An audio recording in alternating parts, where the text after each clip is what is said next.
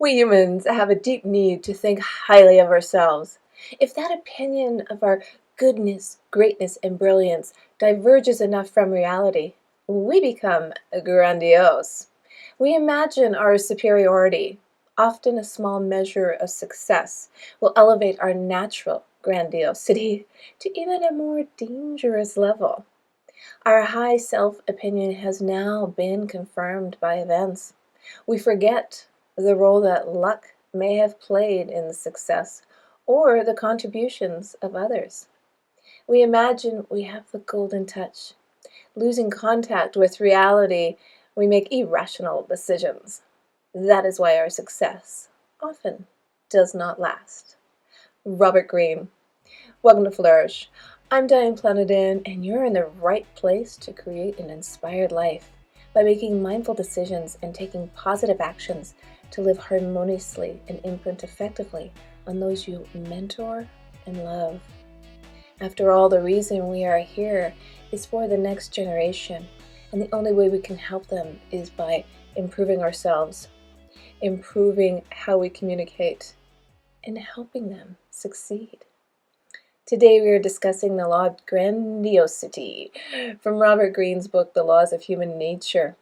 This book provides you with the actions that you can take, create an elevated mindset, and really live an extraordinary life.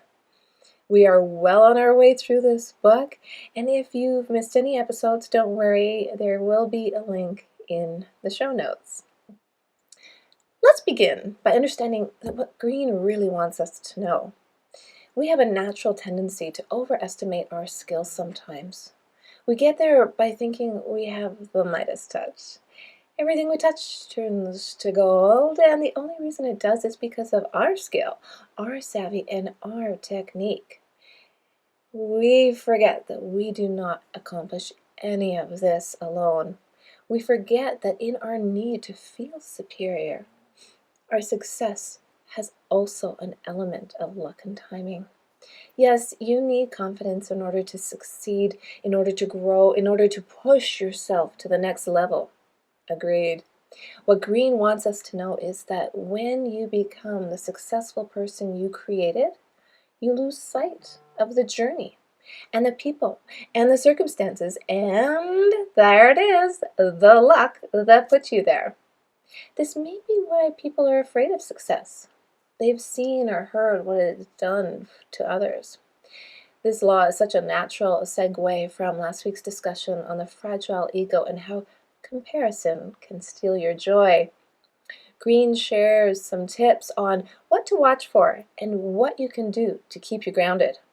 Stay open-minded and to keep a sense of proportion when tackling the task at hand. So let's begin with what to watch for. People who are grandiose, well, that's what we're looking at first. It's like, are they grandiose? Am I grandiose? Let's dissect this a little bit. So the people who are grandiose are delusional, and they actually think they are superior beings and therefore have an exaggerated sense of importance. The grandiose leader lives for attention and believes that they were destined for greatness. They believe that they can do whatever they want for the good of the people, even if it's not good for the people, and overpromise on what they can actually deliver. The grandiose leader writes their own rules. They're above the law. They're above reproach. They write their own rules, and they too see themselves with a golden touch. They are also invulnerable and believe that they can walk on water. So it begs the question, if we all have this natural tendency, how do we stay grounded without losing ourselves? Greene gives 5 tips on how to know your limits and practice practical grandiosity. This is based on reality versus fantastical grandiosity, in which you create such challenges that the state of overwhelm will deflate or destroy you because it's so far-fetching, so far out of your reach.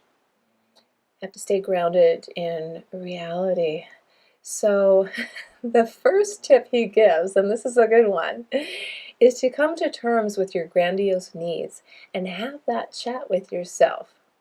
It's okay to admit to yourself that you do want attention, you do want to succeed, you do want to feel superior. It's natural, it's in all of us. Have that chat with yourself.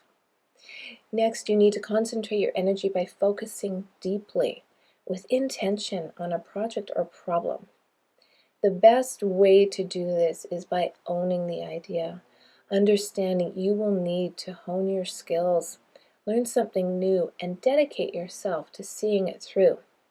This takes patience and an achievable timeline. Break it down as much as possible. It's a cinch by the inch, and it's hard by the yard. So if you break it down into smaller steps, it does become achievable. And allow yourself to be absorbed in your work, which will then reach a natural state of flow.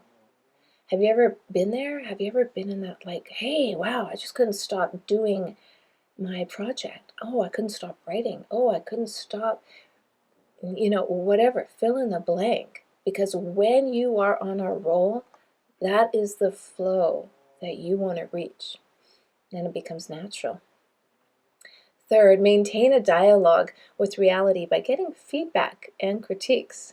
Then you'll be able to improve your skills, incorporate what you have learned, and expand your imagination.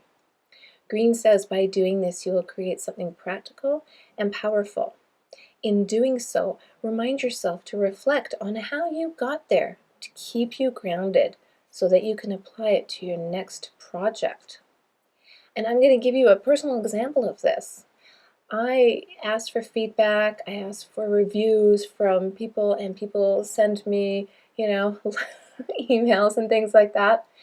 And one of the best things someone told me, not too recently, was that I needed to talk a little bit faster. And I thought, really?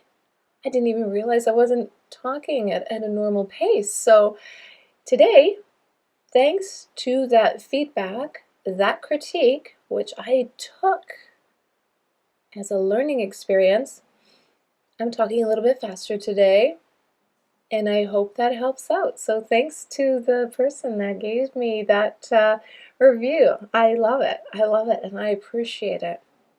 Okay, next, the fourth one. Seek out calibrated challenges just above your skill level to keep you challenged and engaged. Calibrated. I really like calibrated. It's, reminds me of a compass. You have to calibrate your compass. This is the optimum path for learning, and if you succeed, your confidence will be that much stronger.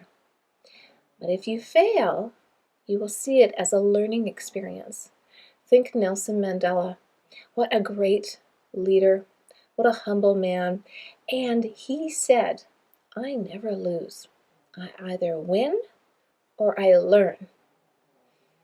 Put that on your phone. He was a leader who knew how to calibrate his compass.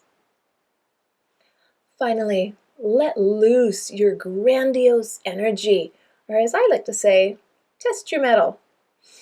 Believe you can stretch further. You can achieve what you believe. You can expand your imagination, your horizon. You can do it. Do it in reality, though. Greene says, allow yourself to feel ever so godlike because you have come so far with your improved skills and actual achievements. If you can take the time to properly work through the other principles, those are the ones I just spoke of, you will naturally return back down to earth after a few days or hours of grandiose exuberance. So the fifth tip was to let go of your, grandiose energy for success. I mean, think about it. Come to terms with it first. Second, concentrate your energy by focusing deeply. Third, maintain a dialogue with reality. Get feedback and critique. And fourth was seek out calibrated challenges something that just gets you to the next skill level, brings you a little bit higher, like keep you challenged and engaged. Because you know what the alternative is if you're not being challenged, if you become complacent, you become quickly bored. That is the downside. And what history has taught us, if nothing else, is that we are mere mortals, and the law of grandiosity proves that with great power comes great responsibility. And with great responsibility comes great power. And that's not a new thing. That's the Amazing Spider-Man, if you've been listening to my show for a while. Harness those powers and use them wisely. Look for the signs of elevated grandiosity in yourself and in others. Overbearing certainty in the positive outcome of your plans. Excessive touchiness if criticized. A disdain for any form of authority. Counteract the pool of grandiosity by maintaining a realistic assessment of yourself and your limits. Tie any feelings of greatness to your work, your achievements, and your contributions to society. That's a quote from Robert Greene. Greene ends the chapter by reminding us of the miracle of life, and that we are a miracle that we are here, and each of one is a unique creation, which is really only one more drop in the ocean. I am so grateful for you spending your precious time with me today. Thank you. I love that you want to work on your self-awareness and help others and help the next generation to succeed. I'd ask that you have the courage to share this show with someone you know, someone who needs a little boost, someone who needs, a little reminder. You can stretch a little further. You can succeed.